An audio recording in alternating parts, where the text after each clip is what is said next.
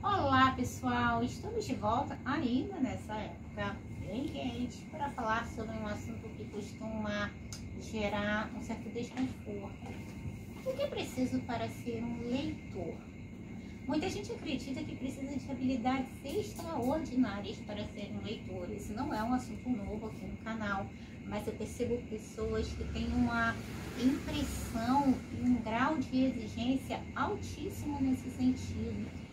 Esses dias uma pessoa até me perguntou que faculdade você fez para ser escritora, ou o que você precisa, que tipo de formação para ser um bom leitor.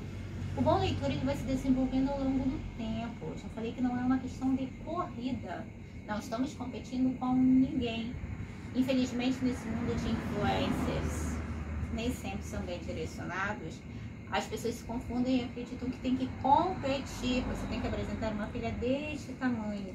E por outro lado, algumas pessoas nunca começam a ler porque acham que não tem condições.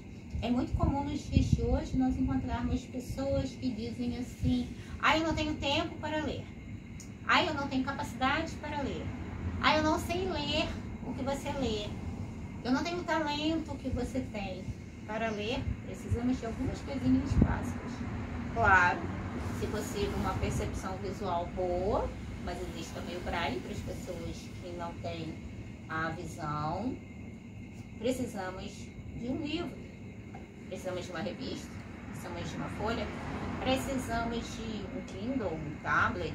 Eu particularmente ainda sou apaixonada pelo folhear, pelo cheirinho, pelo abrir um livro.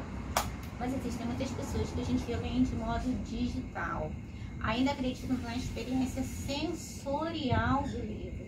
Isso para mim tem um grande significado, mas cada pessoa tem sua relação com a literatura, relação com a leitura, relação com os livros. Isso não pode nos limitar.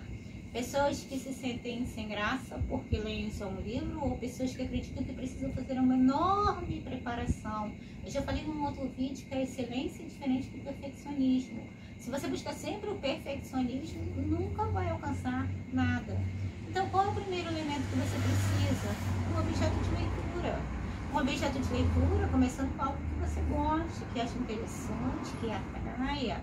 Como eu já disse em outras ocasiões, você não precisa ler todo tipo de livro, mas precisa se envolver e se comprometer com essa ação, mesmo que sejam 5 minutos todos os dias. É preciso que esse comprometimento ele venha com alguns acessórios.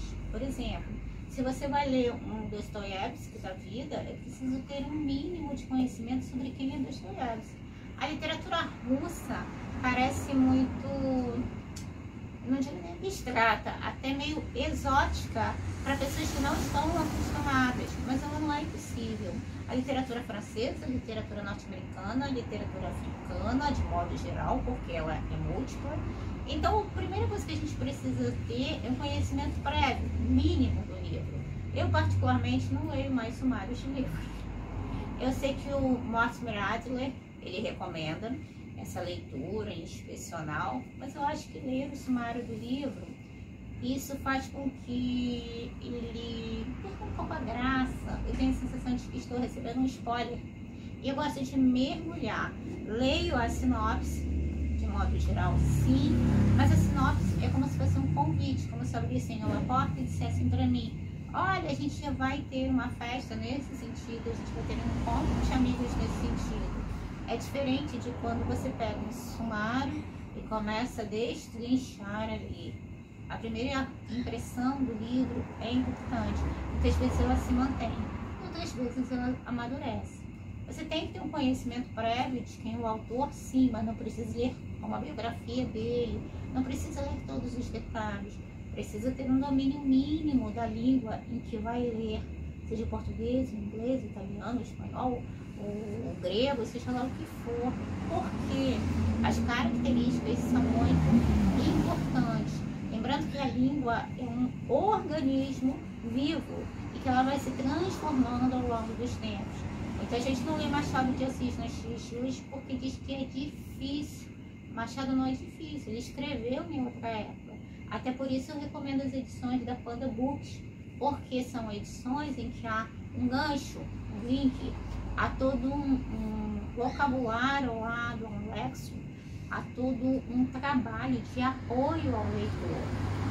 Por outro lado, conhecer um pouquinho do contexto histórico, e aí eu estou falando tanto de ficção quanto de não ficção, não é conhecer tudo, dominar aquele ambiente. Ah, então eu vou ler sobre o Brasil, preciso já saber previamente. Não, eu preciso ter uma noção que país é esse, onde ele está inserido, quais são as características mínimas. É como se você fosse apresentado a alguém e aquele amigo que apresenta diz algumas informações que possam situá-lo. Ter uma relação com o livro e com a leitura independe dessa sofisticação, tanto sofisticação em termos de obras extremamente rebuscadas, quanto nesse sentido de conhecer tudo antes. Hoje em dia há uma certa tendência a você ser especialista no autor antes de conhecer a obra. A minha recomendação é, conheça minimamente. Tenha uma ideia se ele é brasileiro, se ele é italiano, se ele é espanhol, quem ele é, em que período ele escreve, qual é a língua que ele utiliza, qual é o contexto da história, o contexto histórico, o contexto social. Mas não queira se preparar tanto, porque o ato de ler também envolve uma relação pessoal.